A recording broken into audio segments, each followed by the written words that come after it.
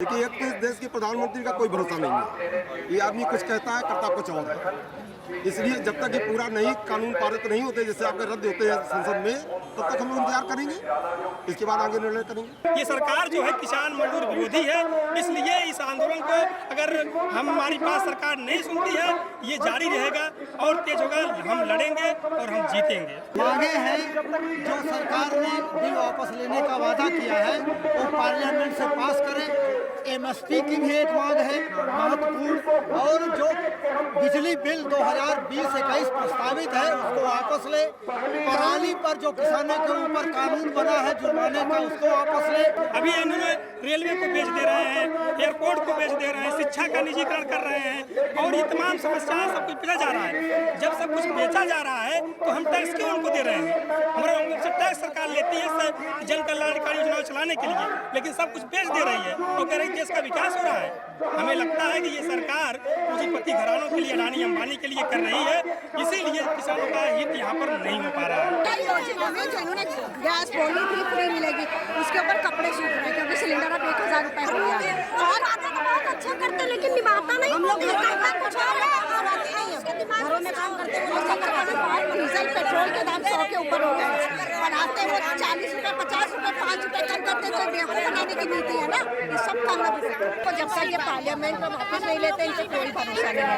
ये सिर्फ जो चुनाव आ रहे हैं 22 में, जो फरवरी में उत्तर प्रदेश में सबसे ज्यादा खतरा है, इसलिए ये उसके इंस्टेंट बना रहे हैं। ऐसे चुनावी खेल है, कोई सच्चाई नहीं है। तुम बनारस जिस शहर ने तुम्हें सांसद बनाया था, उसी शहर में तुमको चुनौती दी जाएगी इन्हीं सवालों के साथ।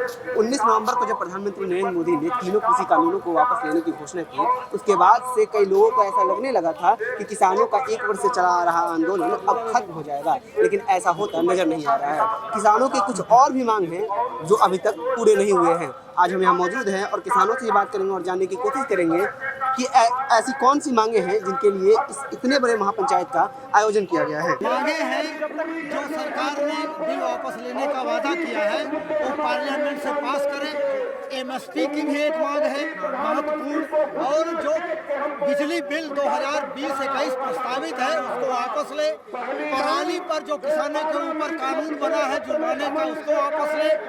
खाद बीज पानी का जो आज संकट है उसको ठीक करें। इन सारी मांगों को जब तक पूरा नहीं किया जाता है आंदोलन चलता है। अगर मान लीजिए कि इनमें से कुछ मांगों को, जैसे एमएसपी की गारंटी को तो सरकार मान लेती है और बाकी चीज़ों को नहीं मानती है, तो क्या आप लोग आंदोलन जारी रखेंगे? वो बैठक होगी हमारे एसडीएम की और फिर क्या रूप होगा आंदोलन का और बाद में तय किया जाएगा, लेकिन आंदोलन चलता है। इस सरकार से किसानों को कुछ फायदा हो पाया है? नहीं, अभी तो सरकार जो आंदोलन चला, जहां हम 5 जून 2020 पर थे, वो तो एक अचानक ही कानून ला दिए, 3 कृषि कानून, वो आंदोलन चल रहा। अभी वापस करने की बात की है, अभी तक किसानों को कुछ फायदा नहीं हुआ है। किसान को लागत का जो था 1.5 गुना से अधिक दाम मिलने की बात हुई थी, जो मोदी सरकार ने किया था। पिछले 2014 से इनकी सरकार है, लेकिन अभी तक ये हमारी मांगे नहीं माने हैं, नहीं सुने हैं। ये अपनी बात खुद बोले, वो भी नहीं पूरा किए हैं। इसलिए यह आंदोलन जो देश के तमाम किसान संगठित हुए हैं, यह आंदोलन तब तक जारी रहेगा जब तक किसानों की समस्या का समाधान नहीं हो पाता है। सरकार निजीकरण कर रही है, क्या इससे आप लोगों की खेती किसानी को कोई असर पड़ेगा? निजीकरण जो ये सरकार कर रही है, ये बहुत खतरनाक है, क्योंकि हमारा देश है, लोकतंत्र है। लोकतंत्र में सरकारी सेक्टर का निजीकरण करना ये सर जनता के हित की नहीं है। अभी इन्होंने रेलवे को बेच दे रहे हैं, एयरपोर्ट को बेच दे रहे हैं, शिक्षा का निजीकरण कर रहे हैं और ये तमाम समस्याएं सब कुछ बेचा जा रहा है। जब सब कुछ बेचा जा रहा है तो हम टैक्स क्यों उनको दे रहे हैं? हमारे उनसे टैक्स सरकार लेती है जन कल्याणकारी योजनाएं चलाने के लिए, लेकिन सब कुछ बेच दे रही है तो कह रही देश का विकास हो रहा है। हमें लगता है कि ये सरकार पूंजीपति घरानों के लिए, अडानी अंबानी के लिए कर रही है, इसीलिए किसानों का हित यहाँ पर नहीं हो पा रहा है। अभी हमें इसलिए जरूरत है कि सरकार ने जो बात कहा है कि हम कानून वापस लेंगे, एक अच्छी सफलता है और हम उसको बधाई भी देते हैं, धन्यवाद भी देते हैं। लेकिन अभी भी किसान की मूल समस्याएं बाकी हैं। जैसे एमएसपी पे कानूनी गारंटी के लिए कानून अभी तक नहीं बनाया गया है।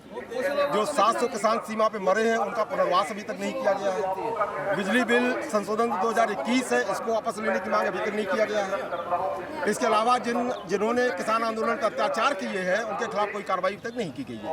उन अपराधियों को भी सजा दी जाए, ये हमारी भी मांगे हैं। इसे आंदोलन तब तक जारी रहेगा जब तक ये समस्याएं हल नहीं होगी। देखिए, एक तो इस देश के प्रधानमंत्री का कोई भरोसा नहीं है। ये आदमी कुछ कहता है, करता कुछ और है।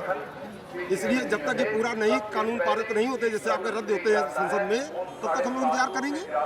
इसके बाद आगे निर्णय करेंगे। डीजल तो किसानों के लिए बहुत अति आवश्यक है और डीजल की वृद्धि लगातार इन्होंने जिस तरह से कर रहे हैं, जबकि अंतर्राष्ट्रीय बाजार में तेल का कच्चे दाम की कीमत कम है, लेकिन उसके मुकाबले के ये कई गुना ज़्यादा बढ़ा करके ये किसानों का अहित कर रहे हैं। ये सरकार जो है किसान मजदूर विरोधी है, इसलिए इस आंदोलन को अगर हमारी बात सरकार नहीं सुनती है, ये जारी रहेगा और तेज होगा। हम लड़ेंगे और हम जीतेंगे। तो जब तक ये पार्लियामेंट में वापस नहीं लेते, इनसे कोई भरोसा नहीं है।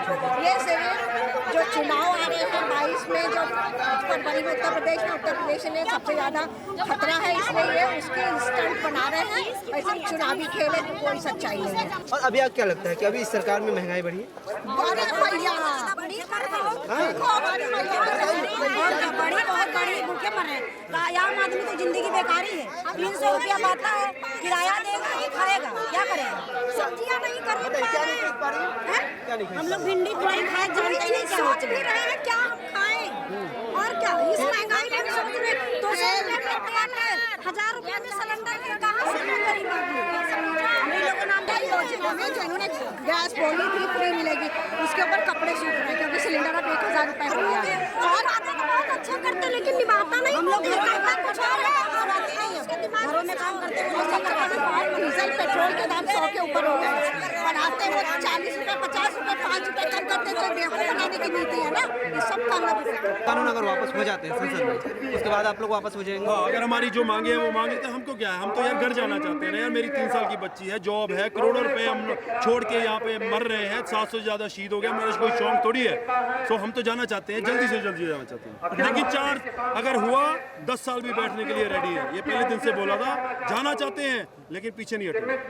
MSP की मांग है आप लोगों की, और जो किसान शहीद हुए हैं उनके लिए शायद आप लोग स्मारक बनवाना चाहते हैं। देखिए, बहुत मांगे हैं। हमारा एनवायरनमेंट क्लीन होना चाहिए, हमारे बच्चों के लिए स्कूल चाहिए, हमारे बच्चों के लिए हॉस्पिटल चाहिए। जो लोग हमारे बाहर देशों में भाग रहे हैं, बाहर जा रहे हैं, कहीं ना कहीं उनके लिए एक अच्छा इंडिया ऐसा बना दें कि लोगों को बाहरले देश में ना जाना चाहिए। जो एनवायरनमेंट गंदी कर दी है कॉर्पोरेट्स ने, उनका हल सोल्यूशन कि हम नहीं चाहते हमारे बच्चे कैंसर से मरे। कैंसर का रेट ऑल टाइम हाई है, GDP गिर रही है। ये सब मुद्दे हैं, इनको कैसे लड़ना है। ये 3 कानून जब वापस हो जाएंगे, SKM मीटिंग करेगा, उसके बाद हम आपको बताएंगे हम कैसे लड़ेंगे, अगली रणनीति क्या होगी। बिजली से जुड़ा ड्राफ्ट है जिसे आप लोग वापस लेने की मांग कर रहे हैं, वो क्या है? एक बार वो 2 बार संसद में लैप्स हो चुका है, अभी तक 2 बार।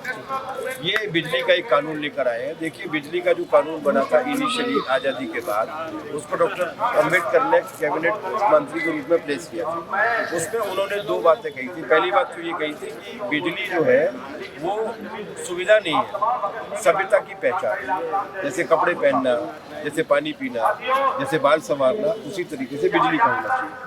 और दूसरी बात उन्होंने कही थी कि बिजली मुनाफे का जरिया नहीं बन सकती। इसलिए उस वक्त जो इलेक्ट्रिसिटी एक्ट बना था उसमें ये प्रोविजन किया गया था कि नंबर 1 सरकार चलाएगी, नंबर 2 प्रॉफिट का जो मार्जिन होगा वो 3% से ज़्यादा नहीं रखा था। मोदी सरकार सारी की सारी बिजली का पैदा करने का, वितरण का, वसूली का काम कॉर्पोरेट कंपनियों को देना चाहती है, जो अपार मुनाफा कमाने के लिए। ठीक है, मैं और भी बहुत से जो लोग हैं यहाँ पर उनसे जानना चाहूँगा कि मीडिया ने जिस तरीके से पिछले 1 साल में आप लोगों के आंदोलन को कवर किया, उसे आप लोग कितना संतुष्ट है या फिर उसे आप लोग कैसे देखते हैं? मीडिया बाई एंड लार्ज जो है ना, जो 2014 से पहले जो रोल अदा कर रहा था, और उसके बाद में उसने एकदम अपने आप को इस तरह से बदला जो एक तो चीज़ ये बदल गया है, प्रो पीपुल नहीं रहा है, प्रो डेमोक्रेटिक, प्रो संवैधानिक जो चीज़ें होती हैं उसके प्रति उसका कोई रुझान या लगाव नहीं रहा है। दूसरा ये कि कॉर्पोरेट का अपना चरित्र इसलिए भी बदल गया है कि कॉर्पोरेट के बड़े हिस्से को, जो हिंदुस्तान के सबसे बड़े कॉर्पोरेट्स हैं, उनने खरीद लिया है, तो जाहिर है कि वो उनके हितों के लिए जो है काम करते हैं। तो इसलिए ठीक है, कमोबेश ये भी नहीं कह सकते कि वो जनता का दुश्मन है या जनता के एकदम विपरीत है, लेकिन जो रोल अदा उसको करना चाहिए था प्रो पीपुल, जनता की समस्याओं को लेके, सरकार को चेताने के लिए, सरकार की कमियां बताने के लिए वो इस समय नहीं अदा कर रहे हैं।